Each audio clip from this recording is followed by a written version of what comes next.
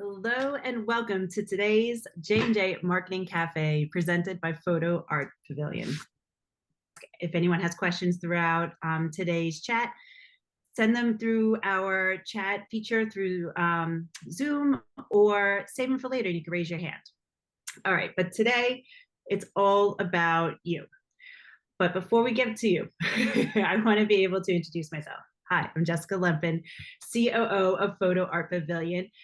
Today with us is Joanne Henig, my business partner. She is CEO of Photo Art Pavilion. And what Photo Art Pavilion is a women-owned, women-ran business supporting fine art photographers in this digital world. PhotoArtPavilion.com is a national curated art marketplace built exclusively for fine art photographers. Whether you're emerging or established, we help you grow your online presence with support tailored for independent photographers. Because I know we have some new faces with us, I just wanted to at least share a little bit about us. And also, I don't know if you know, but we do actually run open calls. This is a great way to get your work through our online exhibits.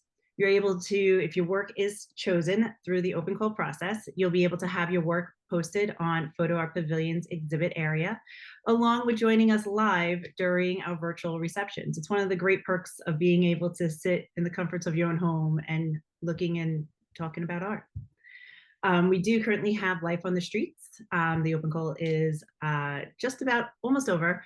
August 29th is the deadline for Life on the Streets. And then we just opened up Vibrant Flora, which will be ending for the open call on October 3rd. So if this is any of interest, definitely visit us at photoartpavilion.com, open calls, to check it out. I also added it in the chat, so you should see it there as well. Now, if you're new to Photo Art Pavilion, this is your first time joining us through the marketing, J&J Marketing Cafe, or if you've just been poking around and kind of checking us out, and you're interested in opening your own storefront, we do have a webinar going on later on today if you would like to join us. Just visit us at photoartpavilion.com/webinar, fill in your email, and we'll send those details right to you.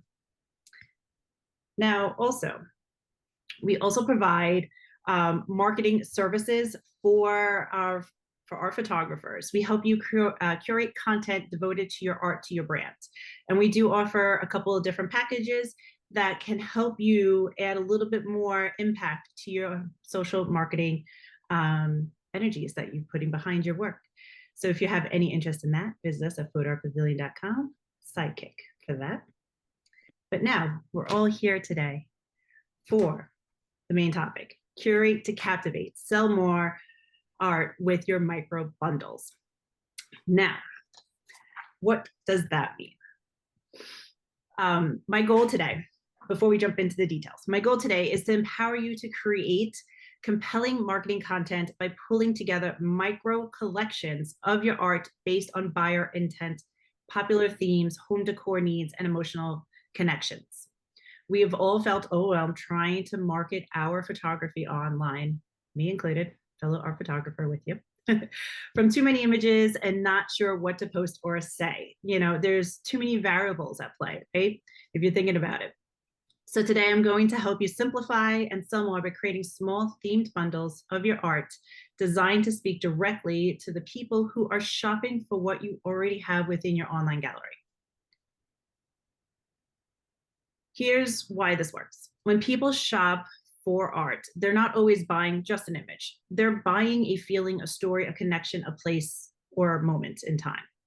They do not want to scroll through hundreds of random images. Micro bundles solve that. They're groups of probably about 3 to 6 images into it's a tiny curated theme, making it incredibly easy for the art buyer to say yes. So if you look here, this is, you know, coastal scenes, right? Beach art, coastal scenes. This is something that we all have in our repertoire for the most part. And if you're marketing and sending somebody to view this overall collection, they might not be more so inclined to make that buy. But imagine this: a couple redecorating their beach house. They're searching online for calm coastal prints, and they see your link on social media. They jump over, and they're getting this collection of art. You got some great shots in here, and then, you know, lighthouse and marina, but it's not quite what they're seeking. You know, they're not looking for the shorelines, the towns, they just want calming beach. So now what if you simplify that and just create a devoted blog post, email, social media campaign, just talking about coastal calm, 4 serene prints for your coastal home, right? That changes the mindset of how you're getting the buyer to view your work. It shows them that you're thinking forwardly and you're speaking directly to them. And now you're able to give them something that is very limited as far as how many products, right? Think of luxury. When you're in a department store and you have a personal buyer shopping for you, they're only going to show you 3 items, right? If you're looking for a new dress, 3 items. Not that I have experience with that, but just know that when it comes to the luxury buyer, it's all about less is more. So calm down the items that you're trying to show, right? We all have so many images in our portfolios, but really try to figure out that one person that you're speaking to. Have that mindset to speak to that one thought that they're looking for, that one type of art that they're looking for.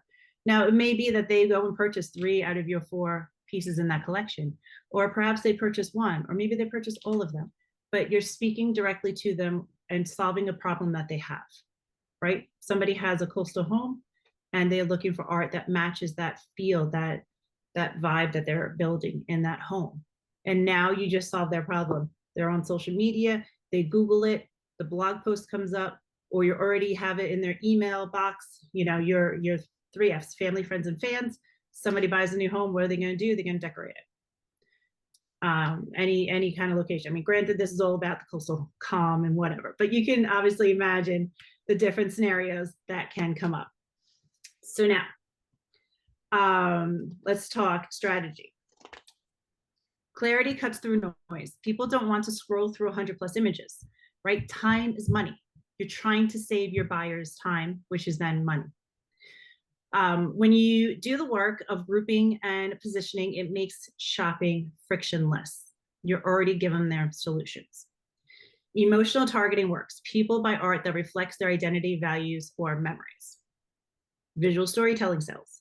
Buyers imagine how the bundle will look in their space or how it connects to a memory. Again, bundle, 1 image, 3 images, 4 images, whatever it is that you're showcasing, but again, it's going to be small. Consistency becomes easy. Each micro bundle gives you ready-made content for a blog post, email campaign, an Instagram carousel, or story. Now, how do you go about building this, right? That's one of the challenges as an art photographer, is taking all of your images and really narrowing down to that specific buyer, right? Or that specific mindset. So what you want to do to build your first micro bundle, it's basically a 5-step plan. So you're going to pick a theme. So think decor style, location, season, or emotional tone. You can use Google for this. Type in what's trending for home decor, what's trending for office decor, what's trending for bedroom scenes, stuff like that. So use Google as your shopping tool, right? See what is top of the list on Google. From there, select 3 to 6 images of your work that uses either consistent editing or has that story or that connection behind it.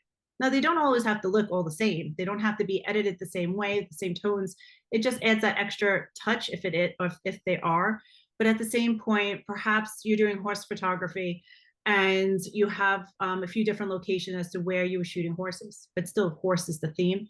You can make it customized to your work, your styling, but the goal is to have less, which is more for that buyer. All right, so now name your bundle. Something attractive and descriptive. Names are coming up. I will show you in a moment. And then from there, you're going to want to write a story. So this can start out where you're just jotting down 2 to 3 lines to the theme, the art, you know, what it is behind you as the artist and what you're created. Maybe the different storylines that come across, if you have several different scenes that are playing a part. Or again, I'm just going back to horse photography. It's in my brainwaves. So if you're talking about horses, you know, talk about what it is about horses that you connect with, the different stylings, you know, whatever it could be, right?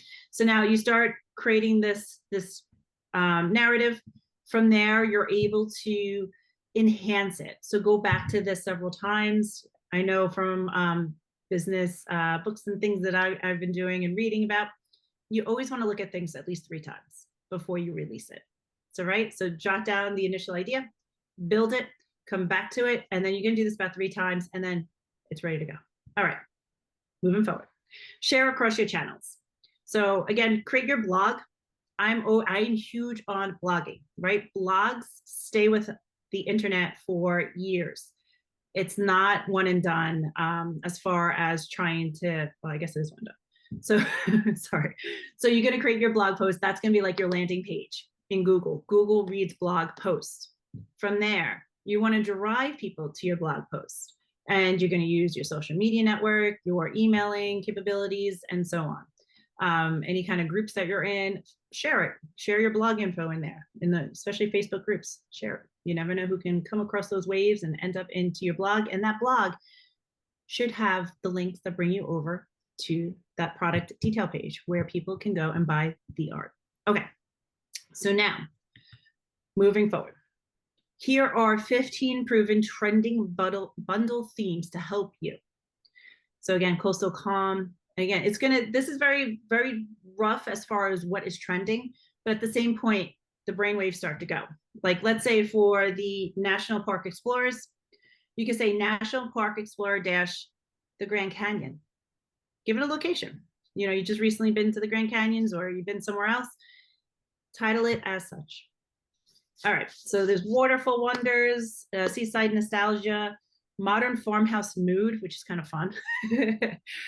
So the possibilities technically are endless, but at the same point, do what works best for your art. Try to add a location into that. Try to add a emotion or something that anchors that kind of mindset of person who's buying the work or seeking that work. And just keep building them as you go on. Okay, so now how does that set up when you're building this out for yourself? So I have it here, kind of give you an idea. So let's say you create that blog post and you're going to give it a title, Bring Coastal Calm into Your Home with these 4 serene prints. And then from there, it's going to be a short paragraph to talk about what it is that person is going to encounter viewing your work, or how is it going to help them? How is that going to enhance their vibe of their coastal home? Now, for the go-getters out there, create this as an SEO-rich blog. You're going to want to use key phrases, keywords. So art prints, buy now, at the end. Again, it's not supposed to be super salesy, but this is supposed to at least give them the idea that they can invest and purchase that art. Now, also, for the go-getters, blog posts perform the best when they're 500 words or more. I know that's a little bit overwhelming at first, but once you start writing, you don't know where it's going to go, and it's kind of fun. All right. So now what are you going to do? You're going to pick out those 3 to 6 pieces of work that you're going to have in your micro bundle. You're going to build your blog. So it's going to be adding your images. It's going to be writing your detail and your content. Add those links. Every title that you have posted in there is going to be a link.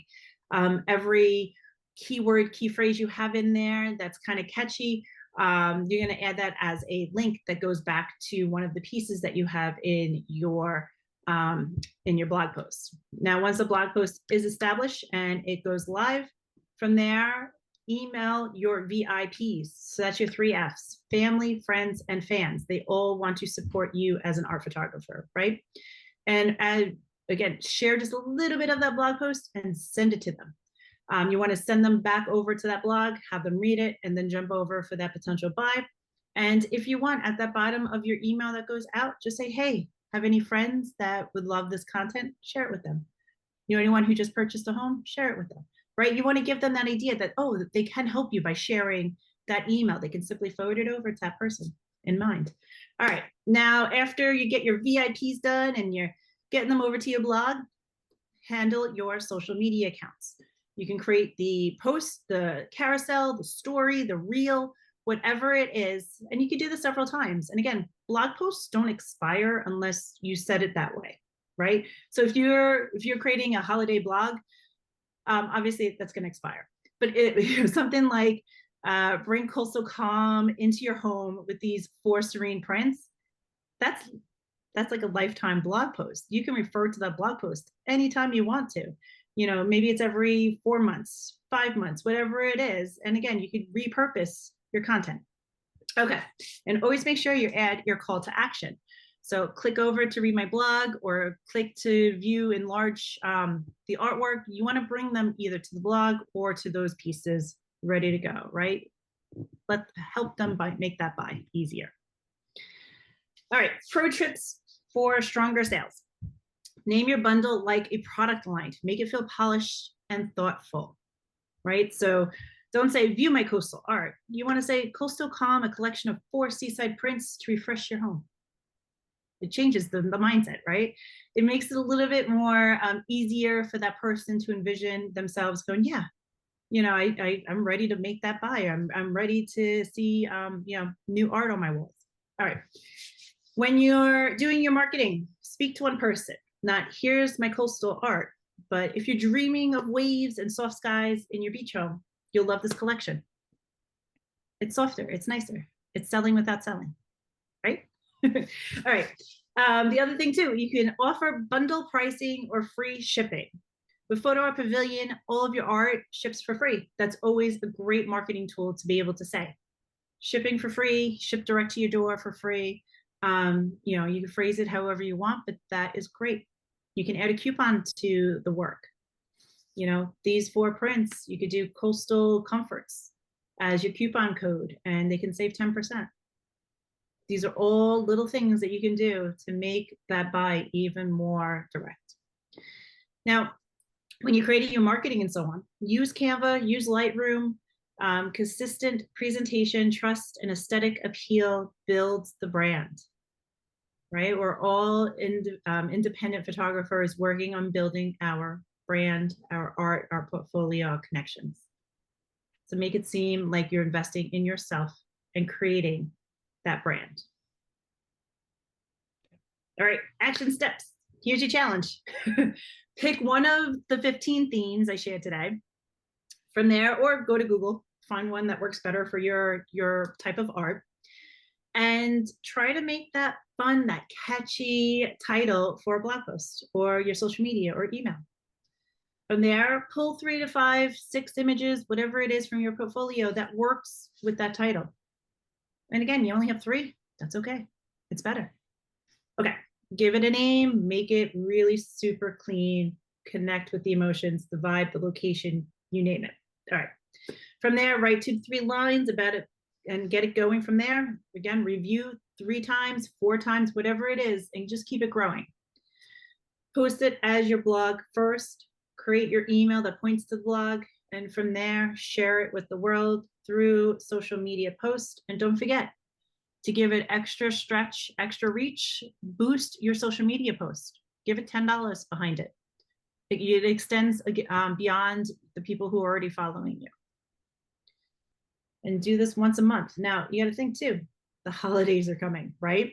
And we're all starting to get that little, at least I'm getting that little panic going on of the holidays coming. What are we going to do? How are we going to promote the work? And how are we going to get out there? And how do we stand out? So what I created was a little cheat sheet. It's a bonus tip for the holiday season. On the side there, I have the upcoming holidays that you can kind of focus the bundles around, or at least do like, so Labor Day is obviously the next one coming up. You could do a Labor Day coupon, and then whatever the theme is as far as your micro bundle, but at least you're getting out there during a marketing moment, right? A marketing holiday. I threw in the World Tourism Day. I thought that was kind of interesting because as photographers, we all love to travel. And you could definitely put together a unique bundle for that. Anyway, so what this is something to be able to have you think ahead, right? Holidays are coming faster than you think. Even if you took a couple of days out during this week, next week, and just start thinking ahead, building out those bundles. So maybe in October, you want to create 2 bundles, Columbus Day, Halloween, or autumn, something like that. So you just create the different bundles and do the work now, post then, and then you'll be surprised what's going to work, right? So if you start planning now, you're thinking ahead and you're creating the outcome that you want for this upcoming holiday season. The more you plan, the better your results. Okay. So before we move on to the Q&A, I want to bring Joanne in. Joanne, I don't know if you have anything that you would like to share, or if you want to go over whatever I just shared with Well, everyone, but we'd love to hear your 2 cents. well, I took a lot of notes, which is good. I love the topic, actually. Surprisingly, I wasn't sure where you were going to go with this. It's my first time listening in on Jessica's presentation. So I like the idea of a curated theme. I do this for myself already, and it is something that helps me with my marketing, where I'm able to put together an email or a blog post or even a series of social media posts that sort of hammer home one theme of my portfolio, whether it be in my abstracts or my I have one grouping called Eternal Tides, where I have like 5 or 6 images that kind of roll around that theme, and I try to present that and push that. It's kind of abstract slash waterscapes, and it's pretty successful. I think what's good about having this is looking at it as a curated theme. I think it takes the pressure off of having to be a limited edition series. A lot of artists get all hung up about having to have a limited edition series, thinking they can pump up the prices and really wow folks. You can wow folks with something as simple as this, a curated theme of 3 to 5 images, maybe 6 if you want to push it, and then you can break those bundles into even smaller bundles, which could be exciting as well. But as of course Jessica mentioned this in her presentation, less is best. We found that with when we built out Photo Art Pavilion, having limited size options, limited papers, and things like that for the consumer to grab hold of, less is best. When we put too much out there, they get confused, they get squirrely, and off they run. So that's something to consider when you're putting together these bundles.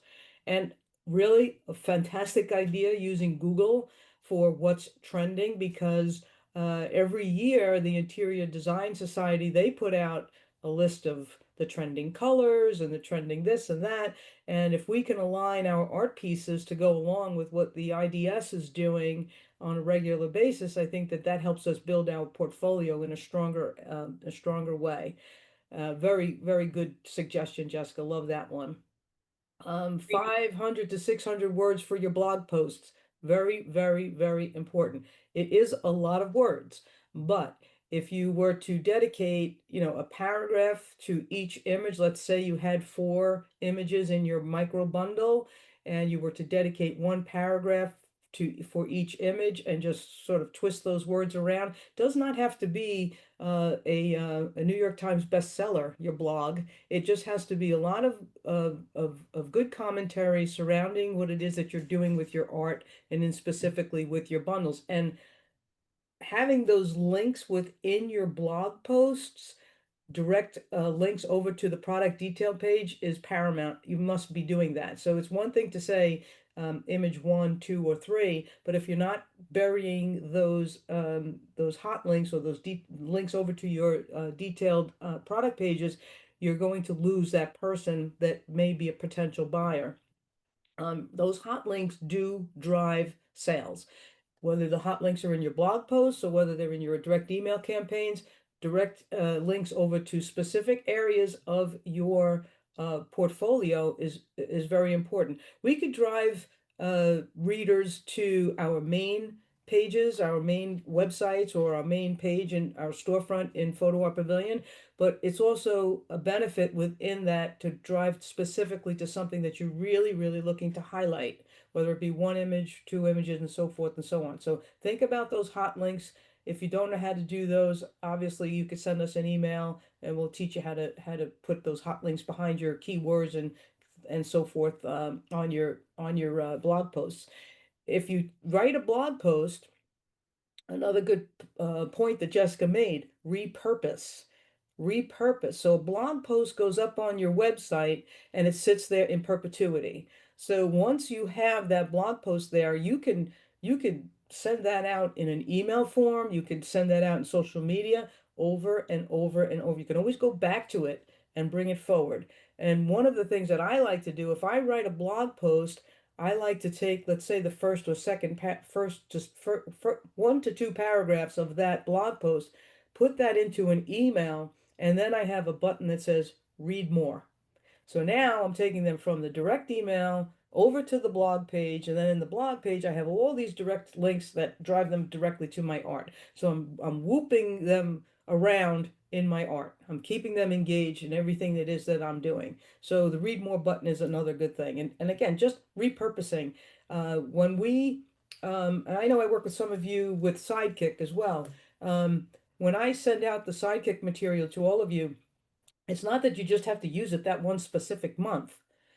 These are tools that you can hold on to and repurpose and use them over and over and over again. It gives you more continuity in your connection with your audiences, whether they be family, friends, or fans.